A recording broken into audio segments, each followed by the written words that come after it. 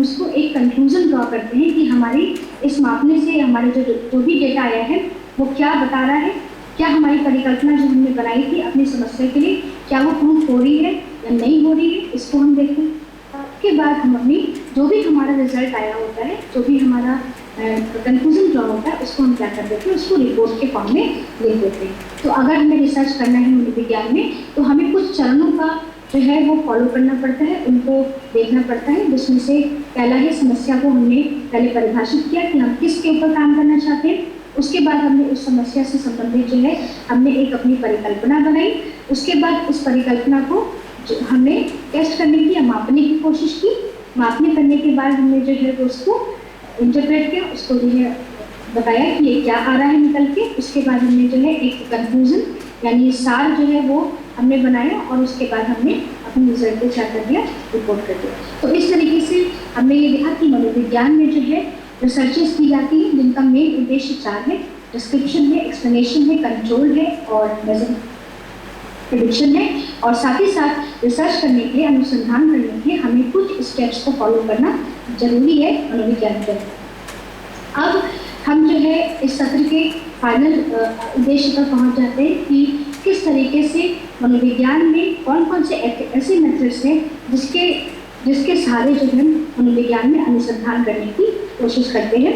तो कुछ मेथड्स हैं जिनमें से पहला है डिस्क्रिप्टिव मेथड, जिसमें से केस स्टडी, केस का अध्ययन होता है, सर्वे करना होता है और एक सिस्टमैटिक ऑब्जर्वेशन करना जो होता है वो एक मेथड है। उसके बाद हम प्रयोगात्मक मेथड्स, प्रयोगात्मक तरीकों का इस्तेमाल करते हैं पढ़ने के लिए। और उसके बाद है हमारा एक कोरिलेशन यानी सहसंबंधात्मक हम जो है उनका इस्तेमाल करते हैं मनोविज्ञान में रिसर्च करने के लिए।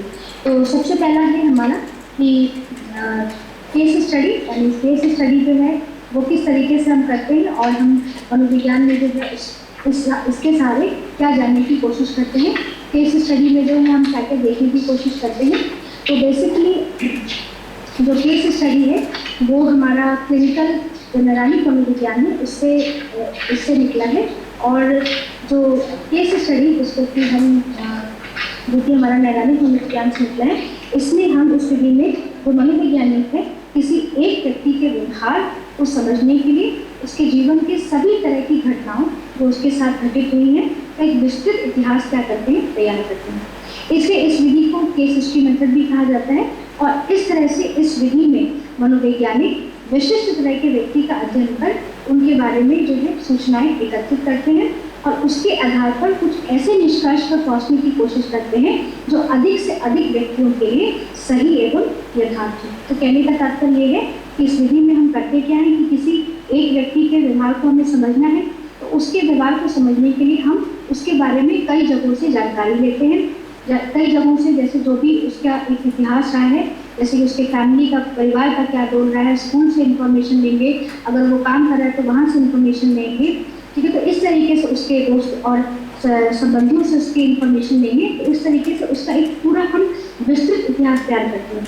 अब इस तरह की विधि की विशिष्ट विशेषता क्या है कि हम अध्ययन तो एक व्यक्ति का कर रहे हैं, उसके बारे में हम सूचनाएं एकत्रित कर रहे हैं और उसके आधार पर, इसी सूचना के आधार पर हम एक ऐसे निष्कर्ष पर पहुंचने की कोशिश कर रहे हैं जो अधिक से अधिक व्यक्तियों के लिए सही एवं यथार्थ है। तो केस स्टडी में आप कह सकते हैं कि केस मेथड जो है तो क्लिनिकल मेथड है, उसमें हम देखते हैं। उसके बाद हम आ जाते हैं सर्वे मेथड में।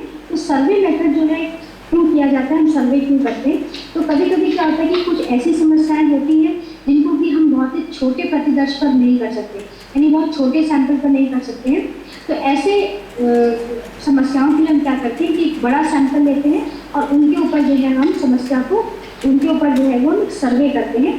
सर्वे कैसे कर सकते हैं, उनसे साक्षात्कार कर सकते हैं, उनसे हम टेलीफोनिक सर्वे कर सकते हैं, ईमेल्स के थ्रू हम सर्वे कर सकते हैं। तो उस तरीके से सर्वे मेथड जो है, जब हमारे पास प्रतिदर्श का जो होता है वो बड़ा होता है, जहाँ पर कुछ ऐसी समस्याएं होती हैं जिसका अध्ययन जो है केवल हम छोटे प्रतिदर्श पर नहीं कर सकते, तो ऐसे के लिए हमें जो है वो ऐसे सैंपल के ऊपर हम क्या करते हैं, सर्वे मेथड करते हैं। जैसे कि अगर हम इसका उदाहरण लें तो मान लीजिए कि बच्चों के पालने पोसने में क्या एटीट्यूड रहा है, माँ बाप का क्या एटीट्यूड है, लोगों का क्या एटीट्यूड रहा है, मनोवृत्ति क्या रही है, ठीक है। किशोरों में जो है विशेष ड्रग के प्रयोग से क्या समस्या आती है तो अगर इस तरह की समस्याएं हैं तो इसको हम छोटे परिदृश्य पर नहीं कर सकते, इसके लिए हमें बड़ा परिदृश्य करना होगा और इसके लिए हमें क्या करना होगा, सर्वे मेथड करना होगा।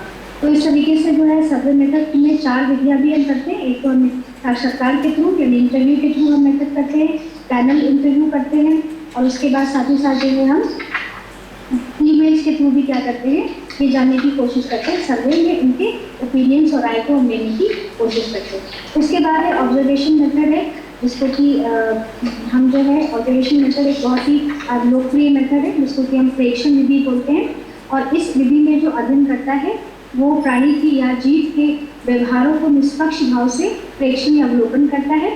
अपने अवलोकन के आधार पर वो एक विशेष रिपोर्ट को तैयार करता है और जिसका विश्लेषण कर उस प्राणी के व्यवहार के बारे में एक निश्चित निष्कर्ष पर पहुंचता है। यानी जिस भी व्यक्ति के इसको व्यवहार का अध्ययन करना है उसको वो क्या करता है, उसको प्रेक्षण करता है, ऑब्जर्व करता है और उसको उसके व्यवहार को क्या कर लेता है, रिकॉर्ड कर लेता है। और प्रेक्षण को जो है ऑब्जेक्टिव यानी वस्तुनिष्ठ बनाने के लिए प्राणी के व्यवहारों का अवलोकन जो है वो हम भिन्न भिन्न परिस्थिति में करते हैं, ताकि इसमें जो है वो ऑब्जेक्टिविटी या वस्तुनिष्ठता जो है वो कायम रहे। अब सिस्टमैटिक ऑब्जर्वेशन यानी सही क्रमबद्ध तरीके का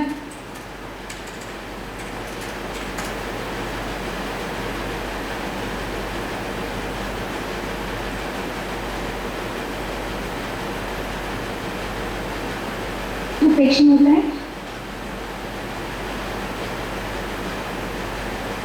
उसमें हम यही करते हैं कि एक जिस भी बिहेवियर को हमें एनालाइज करना है, जिस भी ग्रुप के बिहेवियर को एनालाइज करना है या किसी एक व्यक्ति के बिहेवियर को एनालाइज करना है, तो उसे वो सिस्टमैटिक रूप से क्या करेगा, उसका प्रेक्षण करेगा, उसके प्रेक्षण को अपने को ऑब्जर्व रिकॉर्डिंग करेगा और रिकॉर्डिंग करने के बाद जो है उसका एक डेटा तैयार करेगा।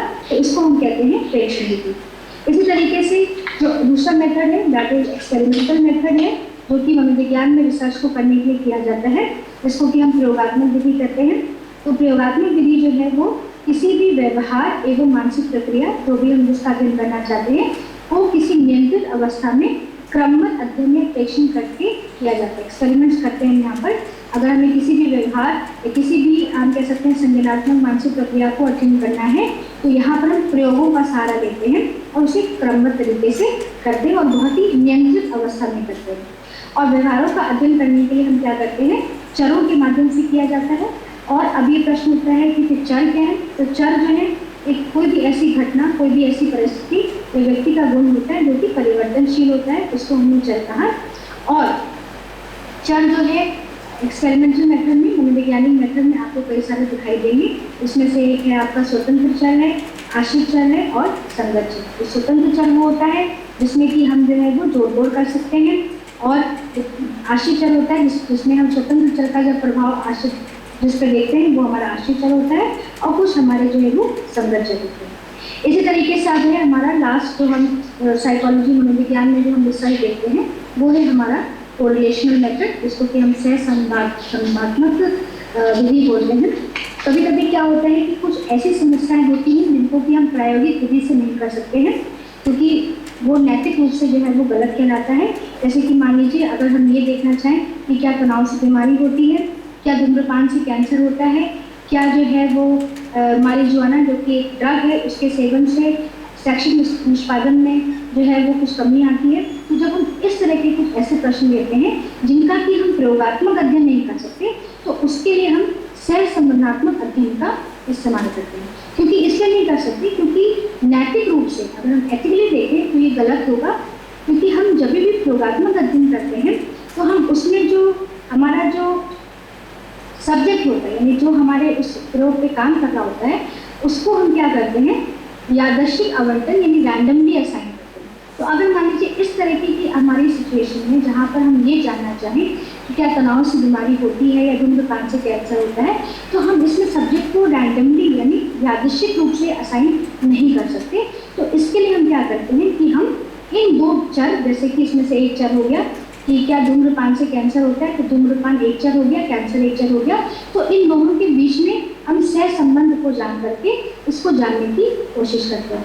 तो इस तरीके से हमने ये देखा कि जो साइकोलॉजी या मनोविज्ञान में अनुसंधान करने के कई सारे तरीके हैं, इसमें से कुछ तरीके हमारे केस स्टडी हो गई, हमारे सर्वे मेथड है, या हमारा प्रेक्षण विधि है सिस्टमैटिक ऑब्जर्वेशन, एक्सपेरिमेंटल मेथड्स या प्रयोगात्मक मेथड्स के थ्रू भी हम अपने साइकोलॉजी में रिसर्च को करते हैं, और साथ ही साथ कुछ ऐसी रिसर्चेस होती हैं जहाँ पर हम प्रयोगात्मक मनोविज्ञान का सहारा नहीं ले सकते, तो वहाँ पर हम सह संबंधात्मक मनोविज्ञान का सहारा लेते हैं।